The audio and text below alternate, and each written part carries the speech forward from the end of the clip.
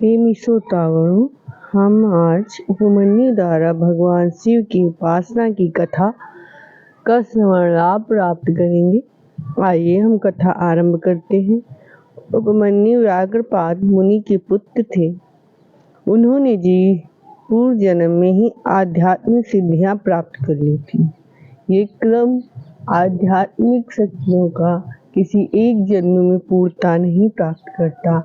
इसके लिए लंबी अवधि और आत्मबल की आवश्यकता होती है और इस जन्म में वे व्याघ्रपाद मुनि के पुत्र के रूप में उत्पन्न हुए थे।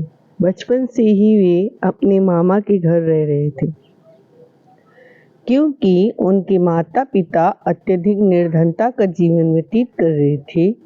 परंतु मामा के घर में भी उनके प्रति घर के अन्य सदस्यों का व्यवहार अच्छा नहीं था।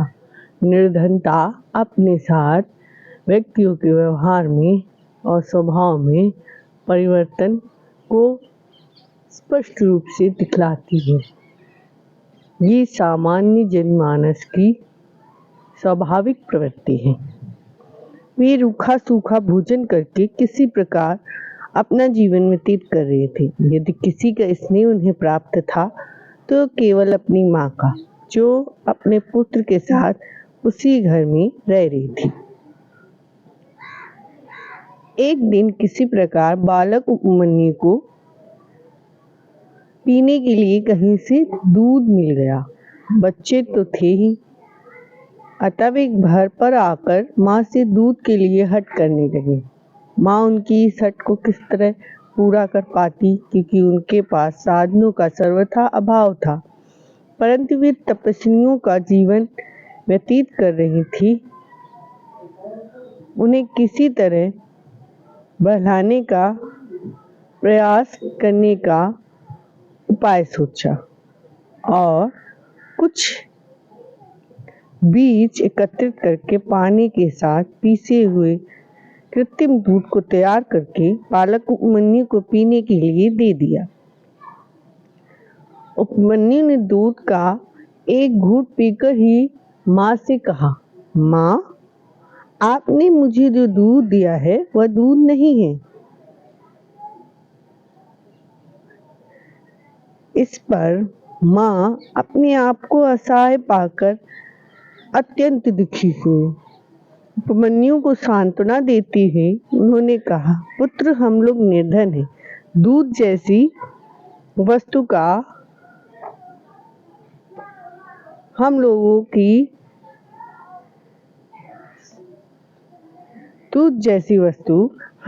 को उपलब्ध नहीं हो सकते। इस तरह लेकिन यह भी सत्य है कि इस जगत में कुछ भी अलभ्य नहीं है, परंतु जब भगवान शिव की कृपा हो जाए। भगवान शिव आशुतोष हैं, अतः यदि तुम्हें दूध चाहिए तो तुम भगवान शिव की उपासना करो। अपनी माँ से ऐसी बातें सुनकर बालक उपमन्यु ने भगवान शिव की उपासना करने का निर्णय ले लिया, क्योंकि बालक मन चंचल होता है। लेकिन उपमन्यु का निश्चय दृढ़ था। वे अपनी इस बात पर अटल थे। वे तपस्या करने के उद्देश्य से हिमालय पर्वत पर गए। वहां पर उन्होंने 8 ईंटों का एक मंदिर बनाकर उसमें भगवान शिव एवं माता पार्वती की मूर्तियों की स्थापना की। तत्पश्चात वे भक्ति पूर्वक उपासना में लीन हो गए। बालक उपमन्यु तपस्या में लीन रहे।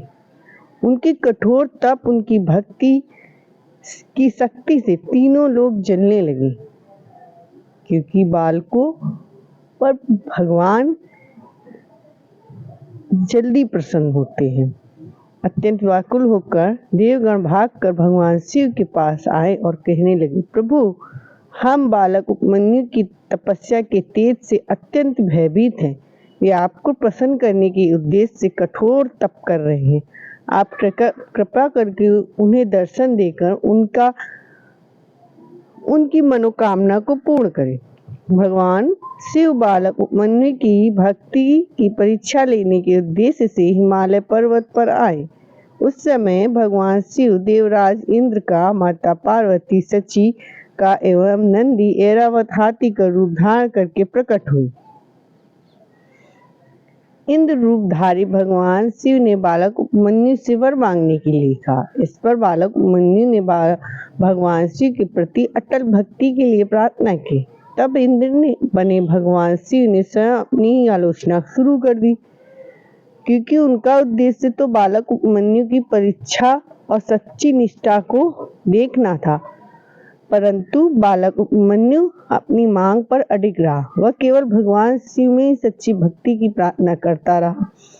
इंद्र बने शिव द्वारा बारंबार अपने इष्ट शिव का अपमान किए जाने और वर मांगने का आग्रह करने पर उपमन्यु का धैर्य टूट गया और बालक उपमन्यु ने क्रोध में आकर भगवान शिव पर अघोरा शास्त्र से आक्रमण कर दिया। परंतु जब नंदी ने भगवान शिव तक पहुंच पाने से पूर्व अघोरास्त्र को पकड़ लिया तो बालक उपमन्यु ने स्वयं को भस्म कर देने के लिए योगाग्नि प्रकट कर की। अब भगवान शिव के समक्ष अपने असली रूप में प्रकट होना आवश्यक हो गया था। भगवान को भी बालहट के सामने झुकना पड़ा। भगवान शिव ने आगे बढ़कर अग्नि का समन कर दिया और बालक उपमन्यु की सच्ची भक्ति से प्रसन्न होकर ये तीनों अपने वास्तविक रूप में प्रकट हो गए। भगवान शिव ने कहा, पुत्र, आज मैं तुम्हारी पिता भगवती पार्वती तुम्हारी माता अब से तुम्हारे लिए दूध, दही, मधु, घृत के सहस्त्र समुद्र उपलब्ध रहेंगे। ऐसा कहकर भगवान शिव ने बालक उपमन्यु को अमरत्व का वर प्रदान किया और उन्हें गणाध्यक्ष बना दिया। इसलिए बालक उपमन्यु की बाल मन के हट के सामने भगवान शिव ने अपना कोमल हृदय प्रकट कर दिया और उन्हें सदा सदा के लिए अमर कर दिया। इस तरह उपमन्यु की कथा समाप्त होती है। श्री शिवाय नमस्तुभ्यम। अब आगे की कथा पर हम मृत्यु पर विजय की कथा का श्रवण लाभ प्राप्त करेंगे और उसे सुनेंगे। ओम नमः शिवाय।